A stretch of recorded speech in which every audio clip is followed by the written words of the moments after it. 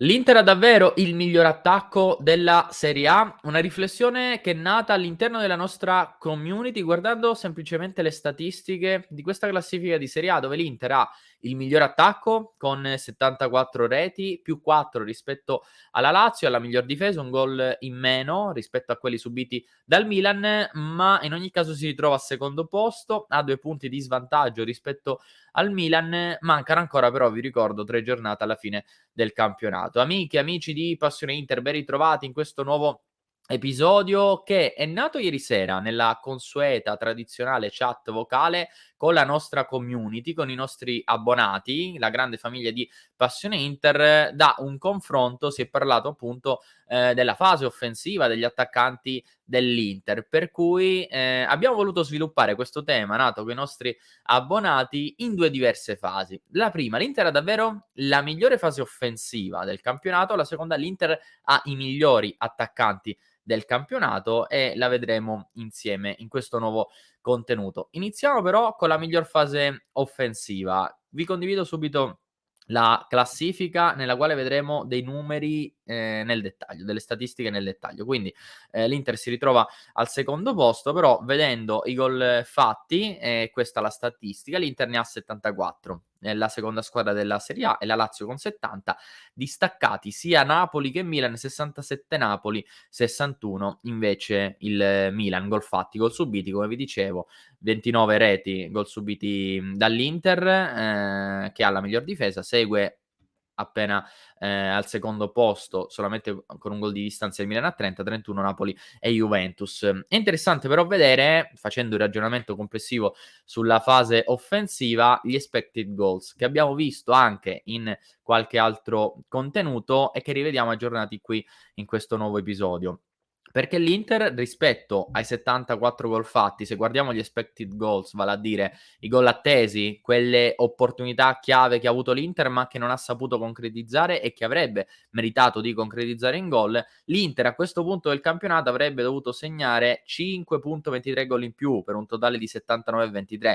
È curioso però che tra le squadre d'altre classifiche l'unica che avrebbe meritato più gol rispetto a quelli che ha in questo momento, perché il Milan da 61 ne dovrebbe avere in questo momento 58,67, quindi meno 2,33. Il Napoli da 67 dovrebbe scendere a 57,94, in questo caso addirittura meno 9,06. Questo certifica il fatto che la fase offensiva dell'Inter è la migliore tra le squadre d'alta classifica, ma non solo, perché poi ci sono anche altre statistiche che dobbiamo vedere. Ad esempio, da Sofascore abbiamo preso tutti i dati che riguardano le big chance create per ogni partita e anche in questo caso l'Inter è dominante rispetto a Napoli e Milan. Se guardiamo il numero sulle big chance, vale a dire quelle occasioni gol che l'Inter produce per ogni partita, l'Inter ha una media di 3,2, anche qui nettamente superiore al Milan che come big chance a partita ha un 2,0, quindi 1,2 in meno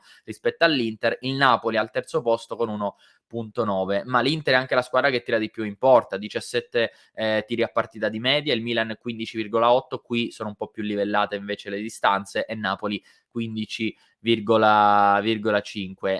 Però in questo caso dobbiamo vedere anche un'altra statistica, perché se l'Inter è la squadra che produce nettamente di più, che tira più in porta per ogni partita, è anche quella che sbaglia di più per ogni partita, perché di queste big chance l'Inter ne sbaglia 1,9 a partita.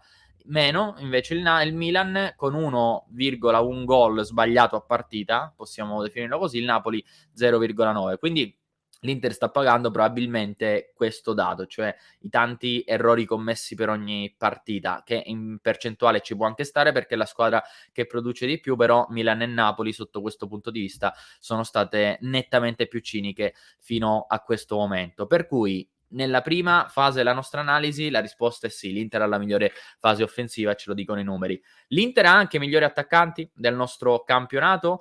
Guardiamo le coppie da gol di questa stagione. La prima in assoluto è Immobile Milinkovic, però in questo caso Milinkovic non è considerato un attaccante, è un centrocampista splendido, eccezionale, però comunque non lo possiamo considerare un attaccante. Quindi se guardiamo solamente le coppie da gol tra gli attaccanti di tutte le squadre di Serie A, l'Inter è la squadra con la coppia da gol che ha segnato più reti in questo campionato, vale a dire 30, 2 gol in più rispetto alla seconda coppia, che è quella composta da Simeone e Caprari.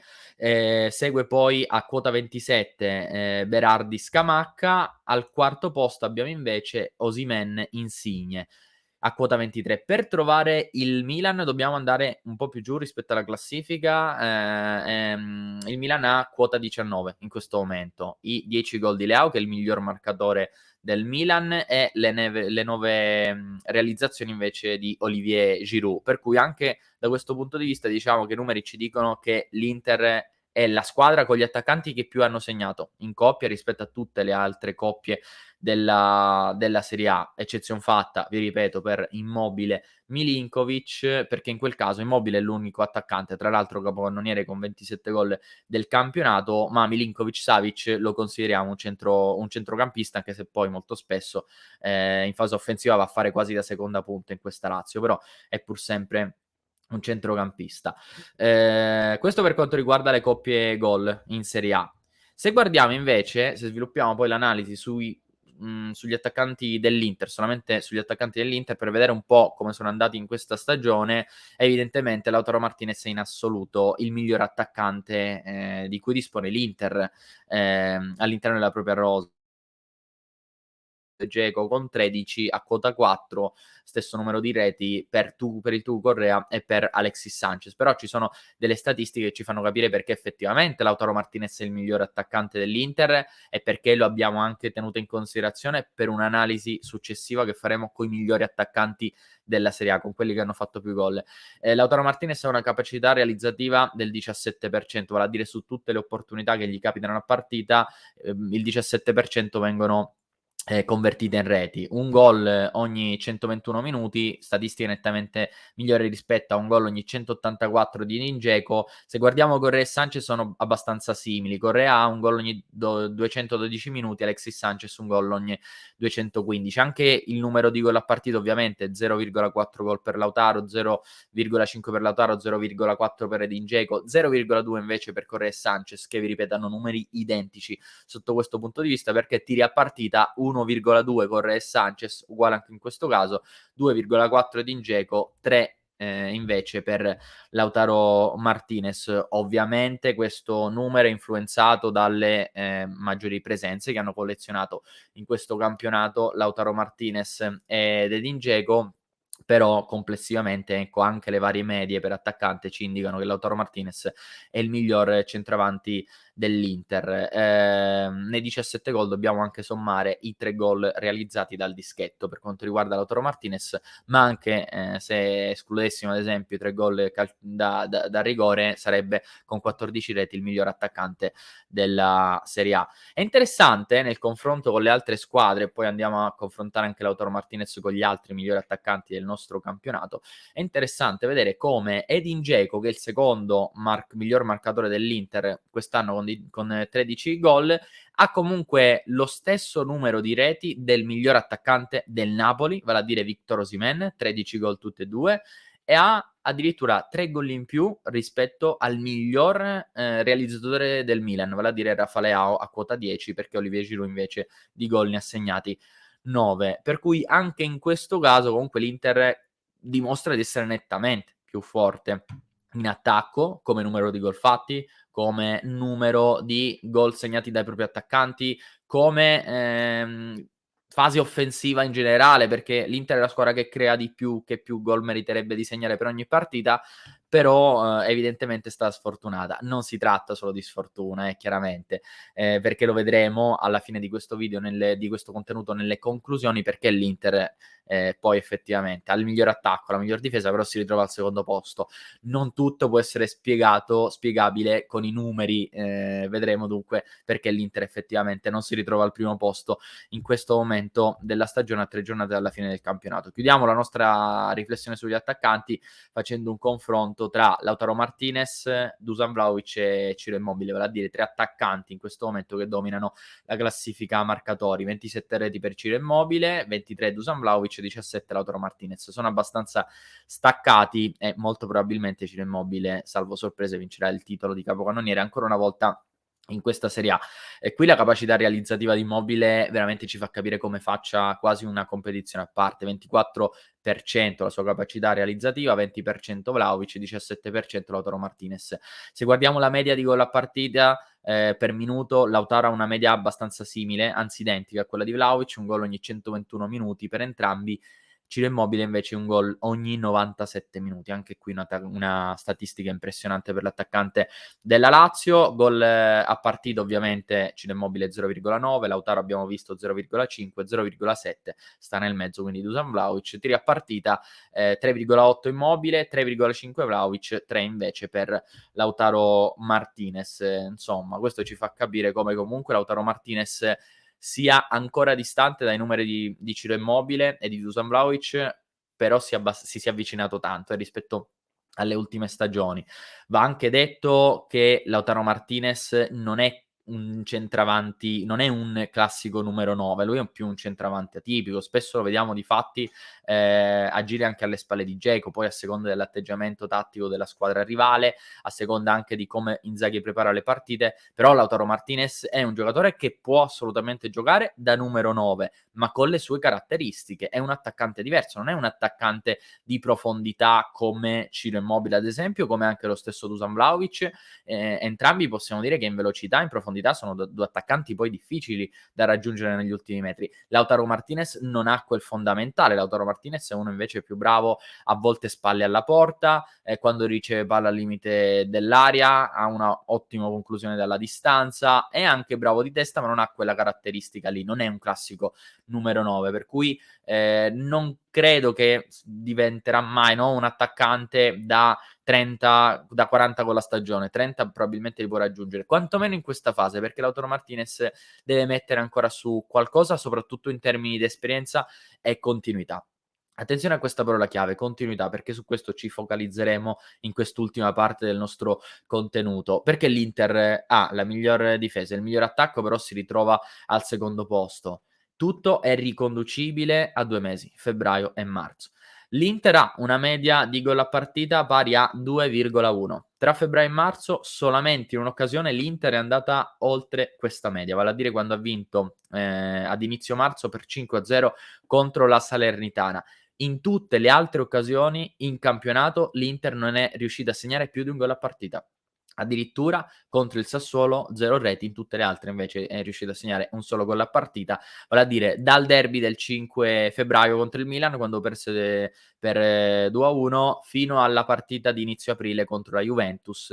Quella è stata l'ultima partita con un solo gol, sostanzialmente, quando l'Inter però in quel caso vinse per 1-0 all'Allianz Stadium. Quindi, insomma, possiamo ricondurre tutto a questo blackout. Vi ricordo che l'Inter in quei 2 mesi vinse solamente in un'occasione, 5-0 contro la Salernitana, in 7 partite, nelle ultime 7 di questo ciclo infernale, riuscì a produrre solamente 7 punti, per cui il tutto si spiega con questo blackout. Possiamo dire che l'Inter è la squadra che segna di più, ma probabilmente ha distribuito male le reti, diciamo, in tutta la stagione, perché ha segnato tanto all'inizio, ha segnato tanto, sta segnando tanto anche adesso, però in quella fase centrale tra febbraio e marzo l'Inter ha segnato in media quasi sempre un gol a partita o anche meno, visto che col Sassuolo non è riuscita a segnare.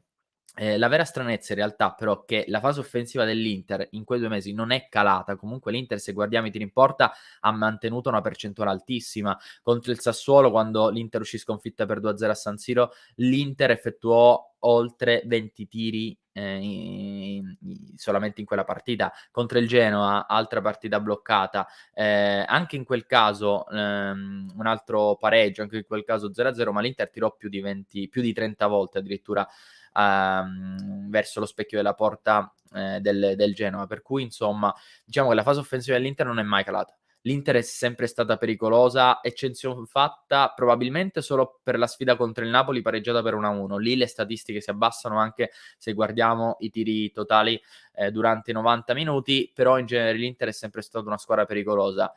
I suoi attaccanti evidentemente hanno risentito, dell'umore basso della squadra in quei 2 mesi, per cui non possiamo attribuire tutte le colpe solamente alla scarsa vena realizzativa degli attaccanti in quei 2 mesi, perché in quei 2 mesi la squadra era la squadra a non girare. Lo stesso Simone Inzaghi lo ha ammesso poi più volte, dicendo che quel derby lì, perso in quel modo lì, il 5 febbraio, ha dato un brutto colpo psicologico a tutta la squadra, che poi per fortuna si era ripresa ad inizio aprile grazie alla vittoria contro la Juventus.